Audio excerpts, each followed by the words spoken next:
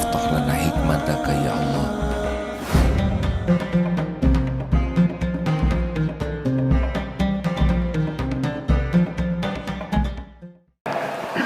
Beberapa hari ini ada yang mengirimkan video tentang binatang yang begitu menyayangi yang pernah merawatnya, pernah menolongnya.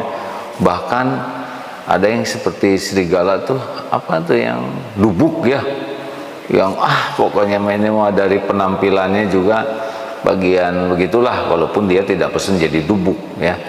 Binatang kan tidak pesen jadi binatang, sebagaimana kita pun tidak pesen jadi kita. Jadi kalau lihat anjing tuh jangan, anjing nggak boleh, dia nggak pesen jadi anjing.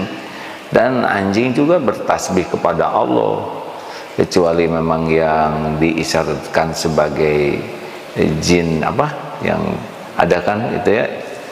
Tetapi mereka tidak pesen jadi anjing, sebagaimana kita tidak pesen jadi orang. Lalu lihat ada yang dipeluk oleh angsa itu, dalam ada yang dipeluk singa, ada yang dipeluk beruang. Ini video terjadi dengan izin Allah, dan sampai ke HP saya pun dengan izin Allah. Pasti ada rahasianya. Kenapa binatang saja bisa memeluk gitu ya? Ada kuda juga. Ada yang rebutan tuh, singa dua ingin memeluk. Ada domba coba, embe ingin dipeluk, sampai anak-anak embe tuh giliran pengen dipeluk. Ya Allah, ini apa gerangan? Ada yang gajah dipanggil gitu. Gajah tuh pada lari segede gitu tuh, gajah 4 rebutan. Ingin mendekati orang ini satu. Apa ini? Kekuatan apa? Apa karena kegantengan, kecantikan? Apa karena gelar? Ini S3 nih, makanya disayang oleh singa. Atau karena kekayaan? Ini banyak duitnya nih, makanya beruang senang sama yang banyak uang ya. Beruang senang ke orang yang beruang. Ternyata semua riwayatnya sama. Orang ini pernah mengurus hewan tersebut dengan kasih sayang dan tulus. Kenapa? Karena ada juga lihat video tentang gajah yang menginjak-injak, membanting yang mengurusnya. Karena mengurusnya ini selalu bawa, coba kalau lihat gajah mau sirkus, pasti ada yang megang tongkat yang ujungnya tajam dan ada kaitnya. Itu tuh untuk ngait, dan gajah tuh kesakitan, makanya dia jadi berdiri tuh itu sesudah proses menyakitkan, seperti doger monyet yang di pinggir, monyet berdiri, monyet itu kan bukan fitrahnya. Nah, untuk bisa seperti itu tuh dengan disakiti. Itu binatang ada yang membalas dendam, dan yang memeluk itu pasti yang punya kasih sayang. Apakah ngobrol pakai bahasa singa? Sing, kayak aku sayang padamu sing. Tetapi dikunyah ya.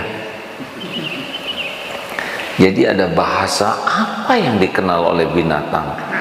Bahkan ada pohon-pohon itu, lihat di video juga ya, di universitas ada 2 pohon, satu diucapkan kata-kata yang baik, sayang, satu lagi diucapkan kata-kata yang buruk. Dan nyata sekali ya, dengan izin Allah, yang diucapkan kata-kata baik penuh kasih sayang tumbuh bagus, yang ini tidak bagus. Atau boleh coba sendiri sajalah, nasi ya, satu pakai kata-kata yang baik, satu kata-kata yang buruk. Coba saja, hasil penelitian itu berubah. Kalau pohon, binatang saja kalau pakai hati sudah berubah, gimana sesama manusia ya? Yang dikhawatirkan itu namanya kulang katih tayang, begitu mengerti ya. Dalam dakwah tuh Rasul tuh sayang sekali, sehingga ribuan tahun sudah lewat, 1400 tahun, ribuan kilometer tembus ke hati kita ya. kita mau melakukan sekarang ini kan karena mengikuti perintah Rasul. Nah, ini yang harus kita asah, dan kasih sayang itu di hati. Sok sekarang ngomong, ya silakan Ustadz ke anak, aku sayang padamu. Ayo, enggak bisa. Ya, ke hayam juga hayam, abdi teh sayang. Mana kamu pengen jadi ayam bakar, ayam goreng? Rekan-rekan sekalian, jadi betapa hati itu selain kita bahagia juga membahagiakan yang lain. Dan yang paling penting, kalau hati kita baik, Allah sangat suka. Nanti Allah akan membimbing kok. Wah, tapi itu hatinya baik tapi kok ibadahnya nggak benar. Nanti Allah akan membimbing. Atau nggak mungkin Allah tahu hati orang ini baik kemudian tidak dibimbing oleh Allah. Benar? Allah kan tahu persis dengan detail hati, lirikan mata, ucapan. Tapi kok itu sholatnya kayak gitu masih tidak sesuai, nanti Allah perbaiki. Kalau memang ada yang tidak sesuai, tidak mungkin Allah menyia-nyiakan hambanya, mustahil ya. Allah tuh sayang sekali ke hamba-hambanya. Itu di kampung itu Allah tahu, Allah simpan hambanya ini di kampung, takdirnya di mana, ilmu agama yang sampainya sedikit, tapi mengamalkannya tuh tulus sekali, karena memang hanya baru itu yang diketahuinya. Pasti beda penilaiannya di sisi Allah dibanding dengan yang banyak ilmu, tetapi tidak ada sayangnya, tidak ada khusyuknya. Masya Allah. Oh, terakhir nih ya, ada tayangan di banyak waktu sekarang melihat YouTube, sehingga salah satu yang sukai di YouTube adalah bagaimana convert orang masuk Islam. Wah, itu salah satu acara yang favorit karena ingin tahu bagaimana nih Allah memberi hidayah kepada hambanya ini. Kan dia lahirnya di negara yang tidak ada Islam, kemudian sekampungnya tidak ada Islam, berita yang didengar adalah yang kurang pas tentang Islam, sehingga dia pikirannya. Tapi rata-rata yang akhirnya masuk Islam itu adalah memang mencari Allah. Sampai ya, ini yang mana yang benar, setiap agama ngomong benar. Allah menyaksikan hambanya ini sangat bertanya, lalu diatur saja. Ada yang tiba-tiba ngasih Quran, dan rata-rata itu ya mereka yang masuk Islam itu baca Quran, terjemahnya, dan asyik itu. Sampai ini yang lihat kemarin itu, sampai saking asyiknya membaca Quran sampai ketiduran. Dia terbangun, ini belum Islam ya, dia terbangun ketika ibunya menjerit. Mungkin begitulah.